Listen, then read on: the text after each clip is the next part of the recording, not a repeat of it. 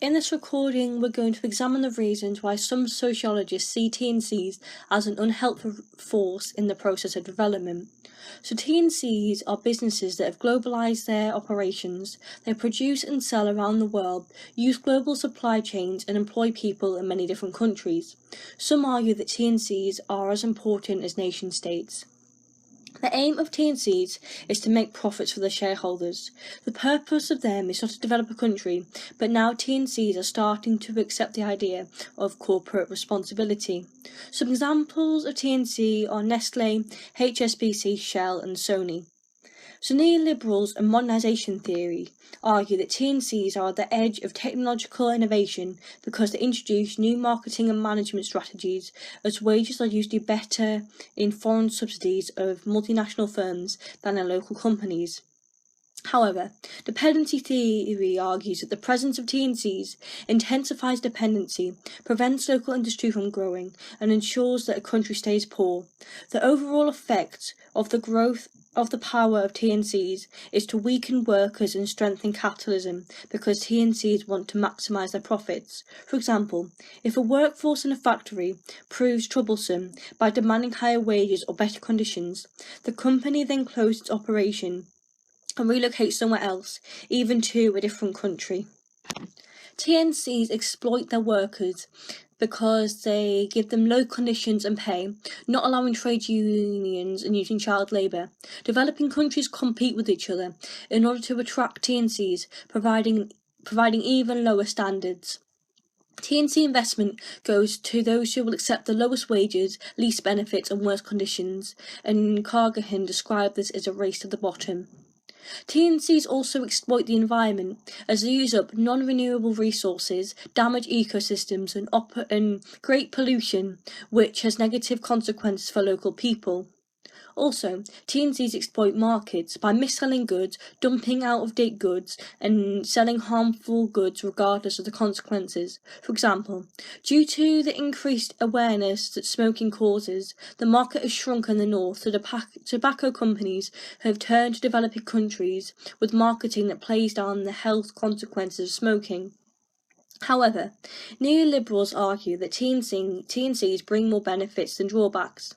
T&Cs bring investment in terms of money, resources, technology, and expertise, which creates jobs, often where local companies are unable to do this. And also, neoliberals argue that T&Cs need trained workers, and this should raise the aspirations of the local people and encourage improvements in education, as well as provide job opportunities for women who may not have had them before, which promotes gender equality and will help the country develop.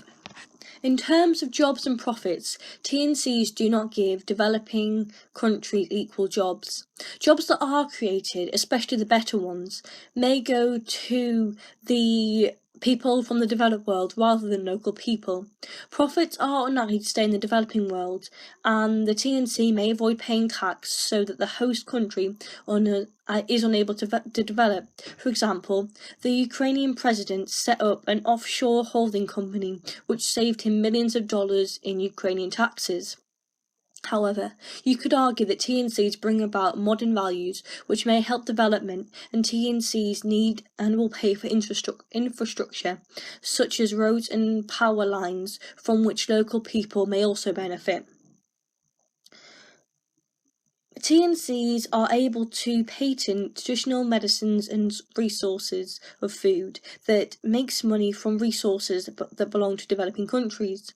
And Madeley believe that T&Cs use money and size to influence negotiations, and they take advantage of privatisation to cause hardship for millions of people. ActionAid also believe that T&Cs abuse market power because they force down prices in producer companies.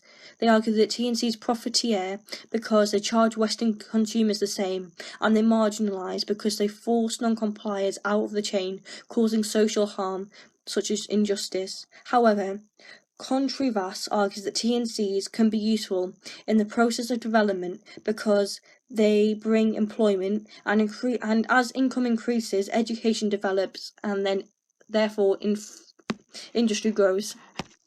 There are accountability issues when deciding who is responsible for the unethical acts of TNCs. For example, a TNC may break a law in their country of origin, but there may not be a law in the developing country, such as a law against child labour. There are also issues of deciding how to punish the TNC, because where TNC subsidies are protected for breaking regulations and laws, fines are only tiny proportions of profits of consumers. There is also the issue of who and what level and a TNC is responsible.